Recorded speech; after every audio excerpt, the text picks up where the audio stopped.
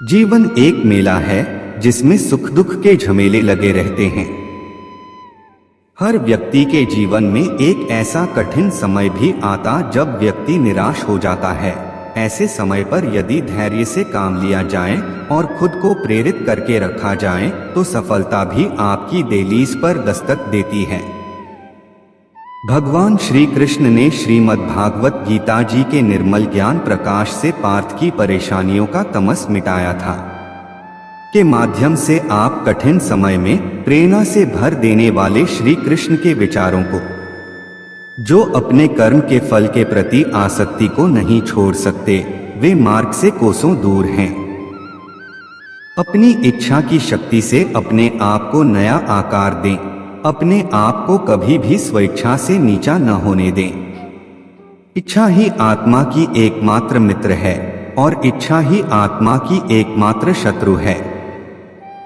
जिन्होंने खुद को जीत लिया है उनके लिए इच्छा एक मित्र है, लेकिन यह उन लोगों का दुश्मन है जिन्होंने अपने भीतर आत्मा को नहीं पाया है।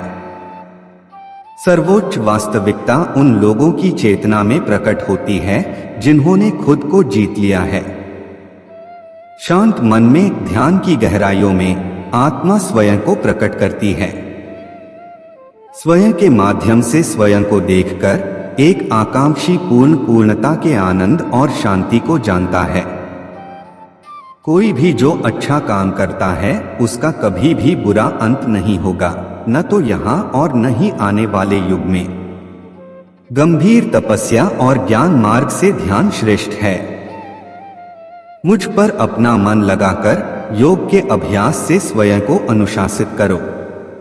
मैं उन लोगों के लिए हमेशा मौजूद हूँ जिन्होंने मुझे हर प्राणी में महसूस किया है।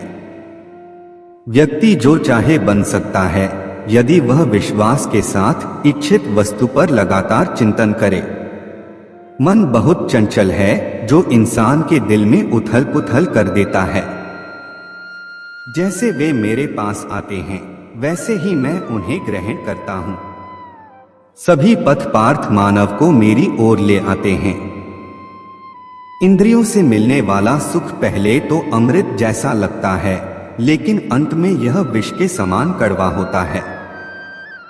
जब ध्यान में महारत हासिल हो जाती है तो मन हवा रहित स्थान में दीपक की लौ की तरह अडिग रहता है। हे अर्जुन, तीनों लोकों में मेरे पाने के लिए कुछ भी नहीं है और नहीं कुछ ऐसा है जो मेरे पास नहीं है। मैं अभिनय करना जारी रखता हूँ, लेकिन मैं अपनी किसी जरूरत से प्रेरित नहीं हूँ। कर्म मुझ पर इसलिए नहीं टिकते क्योंकि मैं उनके परिणामों से जुड़ा नहीं हूँ। जो लोग इसे समझते हैं और इसका अभ्यास करते हैं वे स्वतंत्रता में रहते हैं। ज्ञान की भेंट किसी भी भौतिक भेंट से बेहतर है क्योंकि सब कामों का लक्ष्य आत्मिक बुद्धि है। जैसे आग की गर्मी लकड़ी को राख कर देती है, वैसे ही ज्ञान की आग सभी कर्मों को भस्म कर देती है। अपना काम हमेशा दूसरों के कल्याण को ध्यान में रखकर करें। अप्राकृतिक कर्म बहुत तनाव पैदा करता है। हर व्यक्ति का विश्वास उसकी प्रकृति के अनुसार होता है। मैं उन्हें ज्ञान देता हूँ जो सदा मुझसे जुड़े रहते हैं और जो मुझसे प्रेम करते हैं। मेरी कृपा से कोई सभी कर्तव्यों का निर्वाह करते हुए भी बस मेरी शरण में आकर अनंत अविनाशी निवास को प्राप्त करता है। बुद्धिमान व्यक्ति कामुक सुख में आनंद नहीं लेता। जो कार्य में निष्क्रियता और निष्क्रियता में कार्य देखता है वह एक बुद्धिमान व्यक्ति है। मैं धरती की मधुर सुगंध हूँ, मैं अग्नि की ऊष्मा हूँ, मैं ही सभी जीवित प्राणियों का जीवन भी और मैं ही सन्यासियों का आत्मसंयम हूँ। तुम उसके लिए शोक करते हो जो शोक करने के योग्य नहीं है और फिर भी ज्ञान की बातें करते हो। बुद्धिमान व्यक्ति ना जीवित और ना ही मृत व्यक्ति के लिए शोक करते हैं।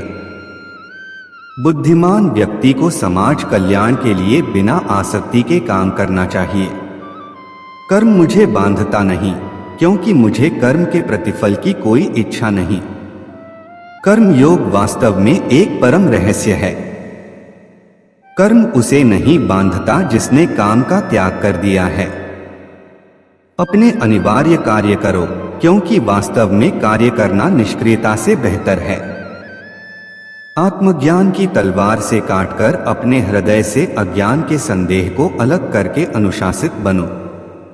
मनुष्य अपने विश्वास से निर्मित होता है, जैसा वो विश्वास करता है वैसा वो बन जाता है। इस जीवन में मनुष्य न तो कुछ खोता है और न ही कुछ व्यर्थ होता है। मन अशांत है और उसे नियंत्रित करना कठिन है, लेकिन अभ्यास से इसे वश में किया जा सकता है। केवल मन ही किसी का मित्र और शत्रु होता है। व्यक्ति या जीव का कर्म ही उसके भाग्य का निर्माण करता है। जब मानव अपने कार्य में आनंद खोज लेता है, तब वह पूर्णता प्राप्त कर लेता है। नर्क के 3 द्वार वासना, क्रोध और लालच हैं। पूरा वीडियो देखने के लिए दिल की गहराई से शुक्रिया, धन्यवाद।